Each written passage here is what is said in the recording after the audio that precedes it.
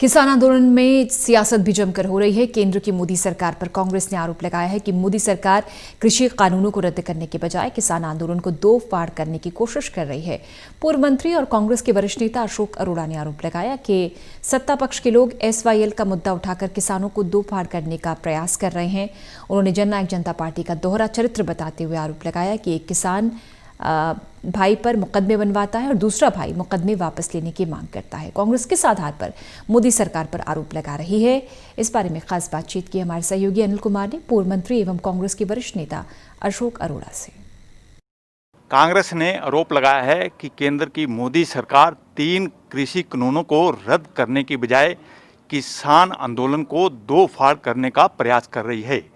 इस समय मेरे साथ हैं पूर्व मंत्री एवं कांग्रेस के वरिष्ठ नेता अशोक अरोड़ा। इनसे जानते हैं कि वो ये आरोप किस आधार पर लगा रहे हैं। जी अरोड़ा जी। इस देश का वो धरती पुत्र किसान जो गर्मी सर्दी की परवाह नहीं करता, धूप छांव की बरसात की परवाह नहीं करता, खेत में काम करके इस देश के लोगों का पेट पालने का काम करता है और न केवल पेट पालने का काम करता है बल्कि इस देश की अर्थव्यवस्था को मजबूत करने में भी अहम योगदान देता है।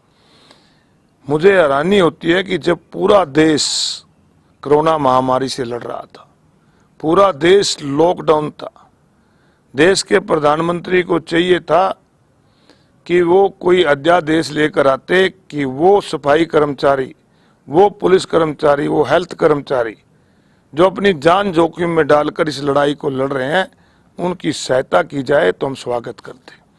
हम उनका स्वागत करते कि वो अध्यादेश लेकर आते कि वो मजदूर जो बेरोजगार होकर सड़कों पे चलने पे मजबूर हुआ, वो दुकानदार भाई जिनकी दुकान बंद हो गई, उनके बच्चों की फीसें भरने का मुश्किल हुआ, बिजली का बिल भरने का मुश्किल हुई, उनके लिए कोई सहायता का बिल लेकर आते तो हम स्वागत करते। परंतु हैरानी होती है कि उन बड़े पूंजीपति मित्रों की मदद किस प्रकार की जाए। पूरे देश की जब अर्थव्यवस्था लॉकडाउन में हर सेक्टर में खत्म हो चुकी थी, चरमरा गई थी, केवल एक एग्रीकल्चर सेक्टर ऐसा था जिसने देश की अर्थव्यवस्था को मजबूत किया जाए। उस पे उनकी नज़र पड़ गई कि इसको कैसे कमज़ोर किया जाए, इस पे कैसे कब्जा किया जाए, क्योंकि मकान ना बने जब भी रह सकता है इंसान। अच्छा कपड़ा नहीं पड़ेगा सस्ता पड़ जाएगा, अच्छा जूता नहीं मिलेगा सस्ता मिल जाएगा, परंतु खाना तो सबने है।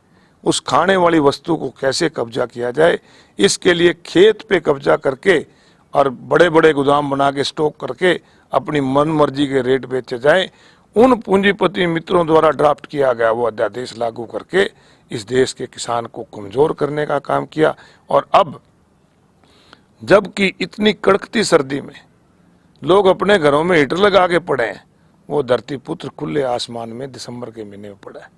हमारे 12 किसान भाइयों ने अपनी जान गंवा दी। उनकी बात मानने की बजाय अध्यादेश जो बिल का रूप ले चुके हैं उनको खत्म करने की बताए किस प्रकार से इस आंदोलन को तोड़ा जाए। रोज नए नए इस प्रकार की बातें करते हैं। कभी उन्हें नक्सलवादी बताया जाता है, कभी उन्हें आतंकवादी बताया जाता है, कभी विदेशी फंडिंग का आरोप लगाया जाता है, कभी नकली NGO द्वारा नकली किसान बनाकर वहां पर भेजकर ये कहा जाता है कि ये कानून अच्छे हैं। और अब तो हद कर दी हरियाणा प्रदेश के नेताओं ने बीजेपी के कि वो SYL जो हरियाणा प्रदेश की जीवन रेखा है, जिसके लिए सारा हरियाणा प्रदेश इनके साथ लड़ाई लड़ने को तैयार था, जब 10 नवंबर 2016 को माननीय सुप्रीम कोर्ट के 5 जजों ने पंजाब विधानसभा द्वारा नदी जल समझौता रद्द करने का जो बिल पास किया था उसको निरस्त कर दिया। आज 4 साल से ऊपर हो गए। सर्वदलीय मीटिंग में फैसला लिया था कि प्रधानमंत्री से मिलके कहेंगे कि हमारी जीवन रेखा नहर को बनाया जाए, उस पर कोई बात नहीं, ना प्रधानमंत्री से मिले। आज जब किसान इकट्ठे होकर लड़ रहा है, किस प्रकार से उस आंदोलन को तोड़ा जाए, आज इनके नेता SYL की बात करते हैं। अरोड़ा जी, अगर SYL का फैसला भी 3 कृषि कानूनों के साथ हो जाए तो उसमें कांग्रेस को क्या ऐतराज है? कांग्रेस पार्टी स्वागत करेगी और कांग्रेस पार्टी इनके साथ जाके लड़ाई लड़ने को तैयार होगी। ये भारतीय जनता पार्टी के लोग जो SYL की जाके बात करते हैं, ये कहते हैं कि SYL की भी मांग रखो, ये साथ में ये मांग भी तो रखें कि तीनों बिल रद्द करो, कराओ तीनों बिल रद्द, तीनों बिल रद्द कराओ। कांग्रेस पार्टी और अशोक अरोड़ा पहले दिन सरकार के साथ चल के जो भी कुर्बानी देनी होगी हम तैयार हैं एसवाईएल के लिए। अरोड़ा जी, जननायक जनता पार्टी दावा कर रही है कि हम किसानों के साथ खड़े हैं और उप मुख्यमंत्री दुष्यंत चौटाला लगातार केंद्रीय नेताओं से बातचीत कर रहे हैं और जननायक जनता पार्टी ये भी कह रही है कि जल्द ही इस समस्या का समाधान निकल जाएगा। ये इनका दोहरा चरित्र है।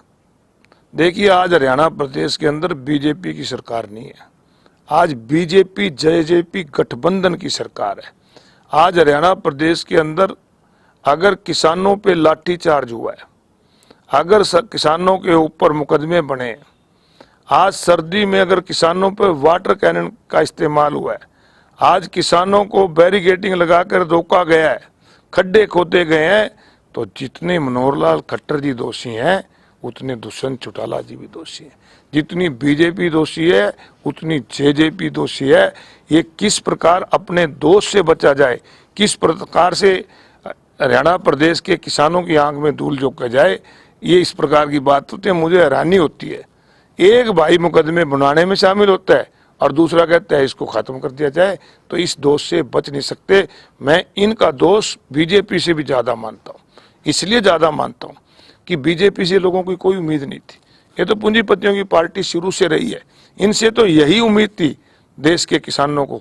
परंतु हरियाणा प्रदेश के अंदर चौधरी देवीलाल के परिवार से ये लोग आए थे, जो लोग चौधरी देवीलाल की फोटो लगा के वोट मांगते हैं, जो चौधरी देवीलाल का अपने आप को आदर्श मानते हैं, वो चौधरी देवीलाल जिसने 1989 के अंदर जब चरण सिंह जी का जन्मदिन मनाने की बात आई थी, उस समय के प्रधानमंत्री स्वर्गीय मुरारजी भाई ने जब चौधरी देवीलाल से कहा था कि आप रैली में नहीं जाओगे, ये किसानों की रैली है, तो उन्होंने कहा था मुख्यमंत्री बाद में हूँ, किसान का बेटा पहला हूँ। तो आज इनसे उम्मीद थी, परंतु आज हरियाणा प्रदेश के लोग आज सबसे ज्यादा अगर परेशान है, सबसे ज्यादा अगर किसी के विरोध में है तो इस जेजेपी से है। अरोड़ा जी, 20 दिन हो गए हैं किसान अपनी मांगों को लेकर धरने पर बैठे हैं और केंद्र की मोदी सरकार से किसानों की कई दौर की बातचीत भी हो चुकी है और केंद्र की मोदी सरकार जो है 3 कृषि कानूनों में संशोधन करने के लिए भी तैयार है। तो फिर आप एक मंत्री रहे हैं, तो ये पेच कहाँ फंसा हो सकता है?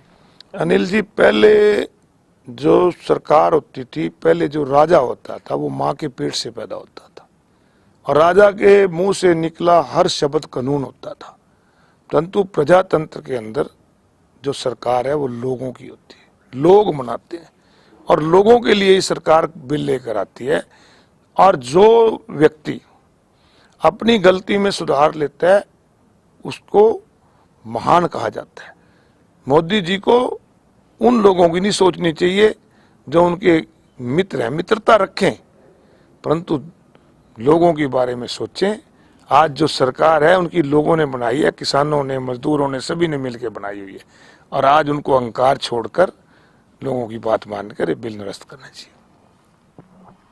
ये थे मेरे साथ पूर्व मंत्री एवं कांग्रेस के वरिष्ठ नेता अशोक अरोड़ा। इन्होंने केंद्र की मोदी सरकार से मांग की है कि 3 कृषि कानूनों को निरस्त किया जाए। वहीं इन्होंने ये भी आरोप लगाया है कि जननायक जनता पार्टी का दोहरा चेहरा है। Anil Kumar, total news, Chandigarh.